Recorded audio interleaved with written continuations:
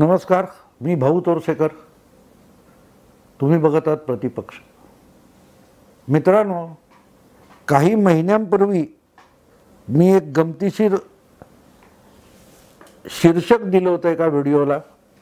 परमवीर हे जे मुंबईचे माजी पोलीस आयुक्त आहेत, त्यांनी जो या महाराष्ट्रातल्या महाविकास आघाडीला गळफास लावून ठेवलेला आहे, त्याच्यावर बोलताना मी म्हटलं होतं की परमवीर चक्र असं एक पदक मिळतं सैन्यातल्या लोकांना. तसा हे जे परमवीर आहेत, यांनी जे परमवीर चक्र निर्माण केले, तो परमवीर चक्र व्यूह झालेला आहे असं मी म्हटलेलं होतं. आणि आता सुद्धा आज मी बोलतोय तेव्हा जे एन्फोर्समेंट डायरेक्टरेटचं नवीन आरोपपत्र आलेलं आहे, त्यामध्ये परमवीर सिंग यांच्या जबानीचा उल्लेख आलेला आहे. आणि त्या जबानीमध्ये त्यांनी सचिन वाझेच्या नेमणुकीविषयी जो खुलासा केला आहे, तो खुलासा हा महाविकास आघाडीला गळफास लावणार आहे. कारण तुम्हाला माहिती आहे की सचिन वाझे हा 16 ते 17 वर्ष मुंबई पोलीस खात्यातून बडतर्फ झालेला, सस्पेंड झालेला अधिकारी होता. युनुस खाजा नावाच्या एका संशयित दहशतवाद्याला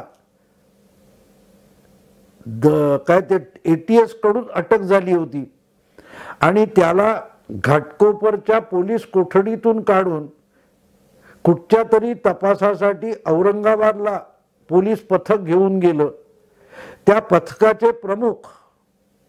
पोलीस पथकाचे प्रमुख सचिन वाझे होते. आणि ते पथक औरंगाबादला जात असताना मध्येच कुठेतरी पोलिसांच्या गाडीला अपघात झाला आणि त्यातून युनुस खाजा पळून गेला असा दावा केला गेला. याचं कारण तो युनुस खाजा आजपर्यंत जिवंत किंवा मेलेला मिळालेला नाही. अर्थात त्यावरून तेव्हा खूप घोळ झालेला होता की मुंबई ते औरंगाबाद जाण्याचा जो नेहमीचा मार्ग आहे, तो वगळून अचानक सचिन वाझे आणि त्यांचं पोलीस पथक युनुस खाजाला भलत्याच कुठल्या तरी अहमदनगरच्या मार्गाने घेऊन गेलं. आणि त्यामुळे ही घटना घडली, ती संशयास्पद ठरली की नेहमीचा मुंबई औरंगाबाद मार्ग हा ठरलेला असताना आडमार्गाने युनुस खाजाला औरंगाबादला नेण्याची मुळात गरज काय होती, त्याचा कुठलाही खुलासा देण्यात आला नाही. पण युनुस खाजाबरोबरच पकडलेला एक डॉक्टर, काय नाव आता मी विसरलो, मिस्किन किंवा असं काहीतरी नाव आहे त्याचं, तर त्या डॉक्टरने असं म्हटलं होतं की माझ्या बाजूच्या कोठडीत युनुस खाजाचा इतका छळ झाला होता की तो मरणासन्न झाला हे त्याच्या टाहो फोडण्यातून मला कळत होतं. आणि जवळजवळ तो मेल्यानंतरच त्याला कोठडीतून बाहेर काढण्यात आला आणि त्याच्या मृतदेहाची विल्हेवाट लावण्यात आली आहे. तो जिवंतच नाही, त्याचा मृतदेह सुद्धा गायब करण्यात आला, अशी त्या डॉक्टर मतीन, जो त्याचा एक सहकारी दहशतवादी म्हणून पकडला होता, तो डॉक्टर मतीन याने म्हटलं होतं की युनुस खाजा हा पोलीस कोठडीतच मारला गेला होता. आणि जेव्हा पुढे या युनुस खाजाच्या आई वडिलांनी हायकोर्टात दाद मागितली, तेव्हा हायकोर्टाने त्यावर अनेक ताशेरे झाडलेले आहेत. आणि त्याच हायकोर्टाच्या सुनावणीमुळे सचिन वाझेवर निलंबित होण्याची पाळी आली. कारण आज तागायत युनुस खाजाचा मृतदेह सुद्धा सापडलेला नाही आणि तो जिवंतही सापडलेला नाही. आणि माझ्या शेवटची जी काही माहिती मला आठवते त्यानुसार हायकोर्टाने युनुस खाजाच्या आई वडिलांना भरपाई द्यावी असा देखील आदेश महाराष्ट्र शासनाला दिलेला होता. असो, तो विषय बाजूला ठेवू आपण. पण त्या प्रकरणामध्ये सचिन वाझे हा निलंबित झालेला होता. आणि अशा निलंबित अधिकाऱ्याला पुन्हा एकदा पोलीस सेवेत घ्यावं याची खटपट दीर्घकाळ अनेक राजकारणी करत होते. आणि याचा खुलासा माजी मुख्यमंत्री आणि आजचे विद्यमान विरोधी नेते देवेंद्र फडणवीस यांनी यापूर्वी अनेकदा केलेलं आहे.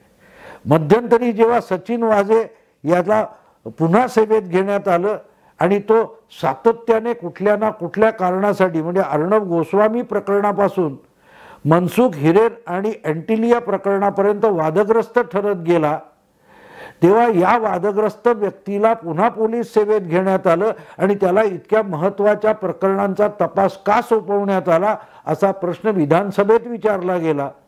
तेव्हा देवेंद्र फडणवीस यांनी एक महत्त्वाचा खुलासा केलेला आहे. आणि म्हणून मी परमवीर चक्रव्यूह म्हणतोय, त्याचं कारण ते आहे. फडणवीस यांनी विधानसभेत बोलताना किंवा मला वाटते इतरंदा अनेकदा बोलताना सचिन वाझेला पुन्हा सेवेत घ्यावं यासाठी मुख्यमंत्री असताना आपल्यावर शिवसेनेचे पक्षप्रमुख उद्धव ठाकरे यांच्याकडून मागणी करण्यात आली, दबाव आणण्यात आला, असं देवेंद्र फडणवीस यांनी वारंवार सांगितलेलं आहे.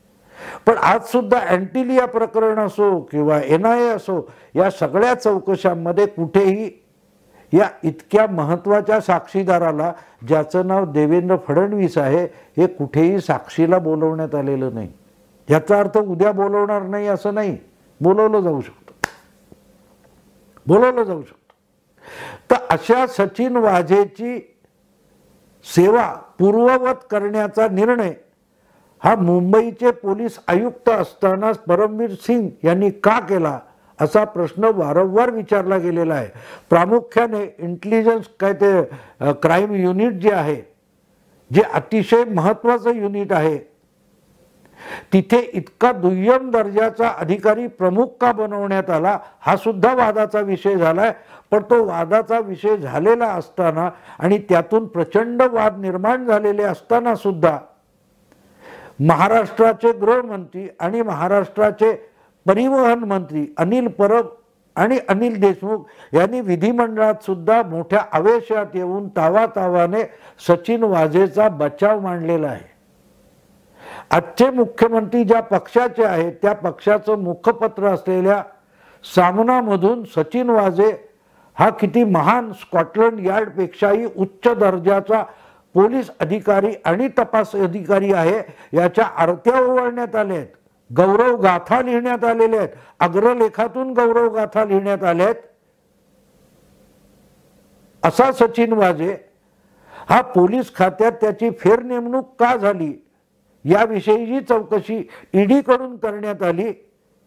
त्यात साक्ष देताना परमवीर सिंग यांनी जो खुलासा केलाय तो धक्कादायक आहे.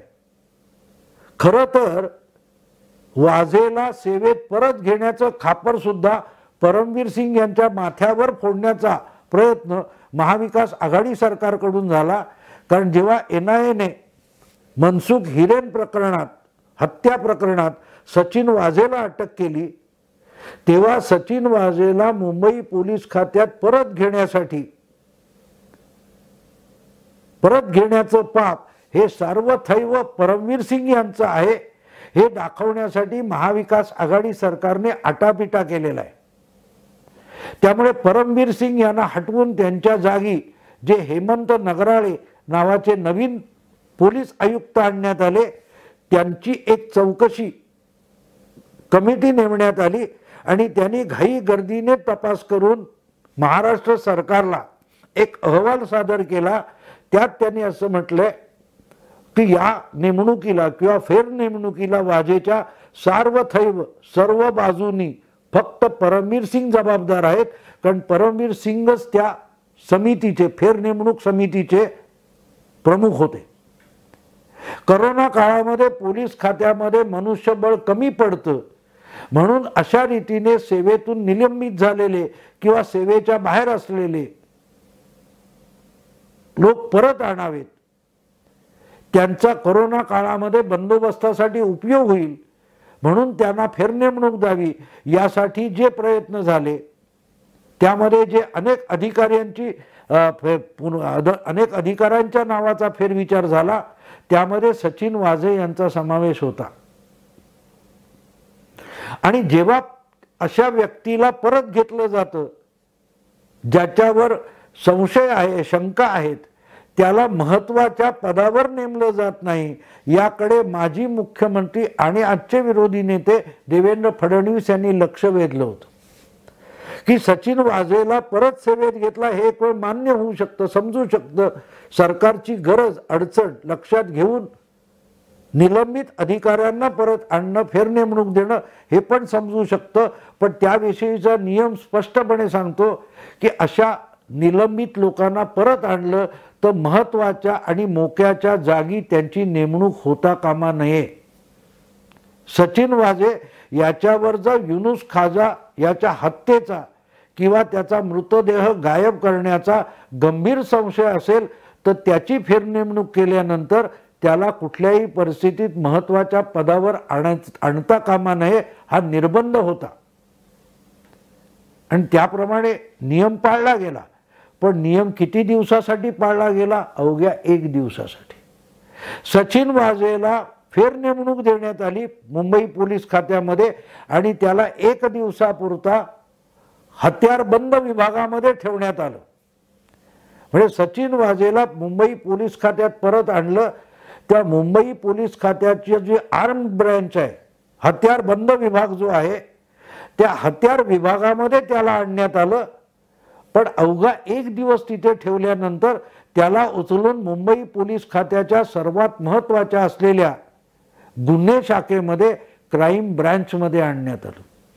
आणि क्राईम ब्रँचच्या ज्या इतर अनेक लहान मोठ्या विभाग आहेत, स्पेशल विभाग आहे, स्पेशल ब्रँच आहे, वेगवेगळे विभाग असतात गुन्हे शाखेचे, त्यामध्ये त्याच्या क्राईम इंटेलिजन्स युनिट ज्याला म्हणतात, हे सर्वाधिक महत्त्वाचं युनिट आहे, महत्त्वाचा विभाग आहे.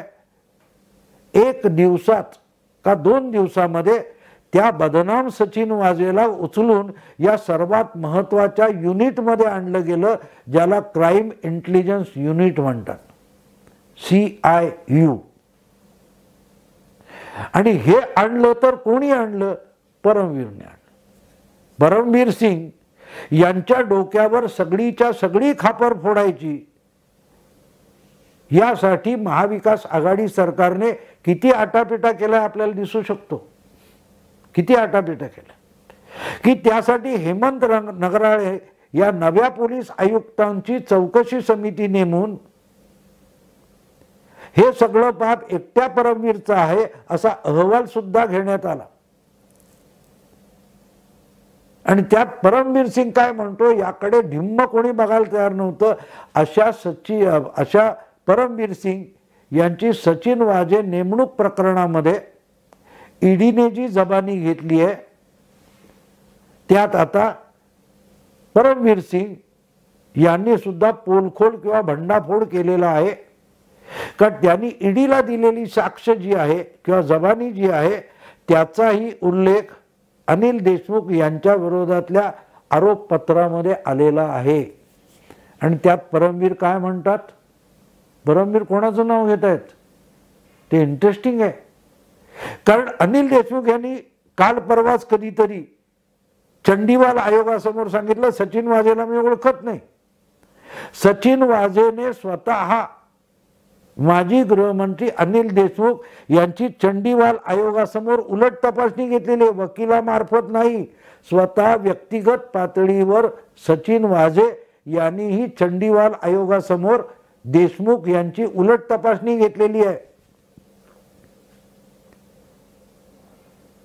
त्याच सचिन वाझेची नेमणूक करण्यासाठी आपण प्रवृत्त का झालो किंवा आपण ही कृती कारवाई का केली, आपण असा आदेश का काढला, याचा खुलासा परमवीर यांनी ईडी समोर दिलेल्या जबानीमध्ये साक्षीमध्ये काढलेला आहे.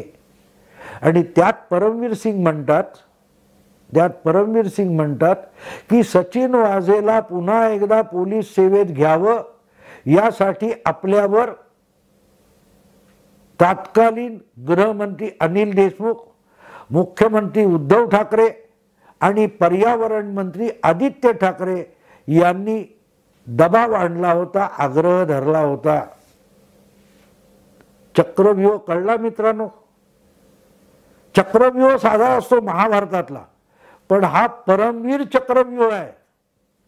आणि मी काही महिन्यापूर्वी केलेल्या व्हिडिओत स्पष्टपणे म्हटलं होतं की चक्रव्यूह साधा असतो, पण महाविकास आघाडीने स्वतःला परमवीर चक्रव्यूह भेदण्यासाठी जे घुसवलेलं आहे तिथून बाहेर पडणं दिवसेदिवस अवघड होत जाणार आहे. हे मी काही महिन्यापूर्वी सांगून ठेवलेलं आहे, काही महिन्यापूर्वी सांगून ठेवलेलं आहे की एक वेळ चक्रव्यूह भेदला तर त्या भेदलेल्या चक्रव्यूहातून सुखरूप बाहेर पडणं सुद्धा शक्य असतं, कारण त्याला रणनीती म्हणतात. पण कुठलाही विचार न करता तेव्हाचा अभिमन्यू चक्रव्यूहात घुसला होता. आजचे महाविकास आघाडीतले, महाभारतातले नाही, महाविकास आघाडीतले जे अभिमन्यू आहेत हे ज्या चक्रव्यूहात घुसले त्याला परमवीर चक्रव्यूह म्हणतात. आणि तो लावणारा परमवीर नावाचा जो माणूस आहे ज्याने हा चक्रव्यूह लावला होता, तो ईडीच्या साक्षीत काय म्हणतो, आपल्यावर तत्कालीन गृहमंत्री अनिल देशमुख, तत्कालीन मुख्यमंत्री उद्धव ठाकरे आणि तत्कालीन पर्यावरण मंत्री आदित्य ठाकरे यांचा आग्रह आणि दबाव होता. जेव्हा परमवीर चक्रव्यूह हा महाविकास आघाडीसाठी गळफास होऊ शकतो असं मी का म्हणालो ते आता इतक्या महिन्यानंतर तुमच्या लक्षात आलं असेल. मला आता नेमका माहिती नाही तो किती महिन्यापूर्वीचा माझा व्हिडिओ, मी जरा शोधीन, सर्च मारला की तो मलाही मिळेल. मी पुढल्या कुठल्या तरी व्हिडिओत त्याचा तपशीलवार उल्लेख पण करीन, उलगडा पण करीन. पण मित्रांनो, बातम्या, घडामोडी समजून घेण्यासाठी किती शांत चित्ताने बातमी ऐकावी लागते, वारंवार ऐकावी लागते. त्या बातमीचे, घडामोडीचे वेगवेगळे पदर उलगडून का शोधावे लागतात ते यातून तुम्हाला कळेल. मी प्रतिपक्ष चालवताना नेहमी सांगतो की वेगवेगळ्या सामाजिक, सार्वजनिक जीवनातल्या, राजकीय जीवनातल्या, राजकीय क्षेत्रातल्या घडामोडी उलगडून त्या सामान्य माणसाला समजावण्याचा माझा प्रयत्न असतो. त्याचा अर्थ तुम्हाला यातून कळू शकेल की परमवीर सिंग या माणसाने जो चक्रव्यूह विणलेला आहे तो, त्यामध्ये अर्णब गोस्वामी फसत होता. तेव्हा जे सुखावलेले महाविकास आघाडीतले नेते वगैरे होते त्यांना आता कळेल की अर्णब तर त्यातून निघून गेला, निसटून गेला. फसतोय कोण कोण बघा. तत्कालीन गृहमंत्री आणि आजचेही मुख्यमंत्री आणि पर्यावरण मंत्री म्हणजे उद्धव ठाकरे आणि आदित्य ठाकरे हे पिता पुत्र त्या चक्रव्यूहामध्ये परमवीर यांनी किती सहजगत्या अडकवलेले आहेत बघा. आता त्यांची नावं निघाली आहेत तर त्यांना सुद्धा ईडी बोलवू शकते. अर्थात सुप्रीम कोर्ट आहे, हायकोर्ट आहे, तिथे आपल्यावर आलेलं समन्स टाळण्यासाठी काय काय करावं हे अनिल देशमुख, अनिल परब वगैरेंनी दाखवून दिलेलं आहे. त्यामुळे उद्या जरी समन्स निघालं ईडी कडून तरीही त्याची टाळाटाळ होण्यात काही महिने जातील, काही महिने जातील. पण ईडीने तुमच्यावर समन्स काढावं इतकी तरी पाळी परमवीर सिंग या माणसाने आणलेली आहे हे लक्षात घेतलं पाहिजे. आणि मी म्हणून सांगेन मित्रांनो, म्हणून सांगेन की 1.5 वर्षापूर्वी भाऊ तोरसेकरकडे बघू नका, पण जुलिओ रिबेरो यांच्यासारख्या 90 गाठलेल्या एका ज्येष्ठ अनुभवी पोलीस अधिकाऱ्याने काय म्हटलं, तिकडे तरी महाविकास आघाडीतल्या महाभागांनी बघायला पाहिजे होतं की परमवीर सारखे यस सर म्हणणारे अधिकारी हे स्वतःला गोत्यात आणतात आणि आपल्या बॉसला सुद्धा गोत्यात आणतात. म्हणून ते समाजासाठी आणि तत्कालीन सरकारसाठी, राज्यकर्त्यांसाठी घातक असतात. हे रिबेरो यांनी 2020च्या नोव्हेंबर महिन्यातच म्हटलेलं होतं. पण त्याकडे बघायला, ते ऐकायला, समजून घ्यायला महाविकास आघाडीच्या नेत्यांना, मंत्र्यांना वेळ कुठे होता, सवड कुठे होता, शुद्ध कुठे होती, शुद्ध कुठे होती. म्हणूनच आज परमवीर चक्रव्यूहामध्ये देशमुख, उद्धवराव आणि आदित्य हे अलगद फसलेले आहेत. त्यातून कसे बाहेर पडतात बघू आपण. आत्ता इथेच थांबतो मित्रांनो. हा व्हिडिओ तुम्हाला आवडला लाईक करा, शेअर करा आणि प्रतिपक्षाला सबस्क्राईब करा. नमस्कार.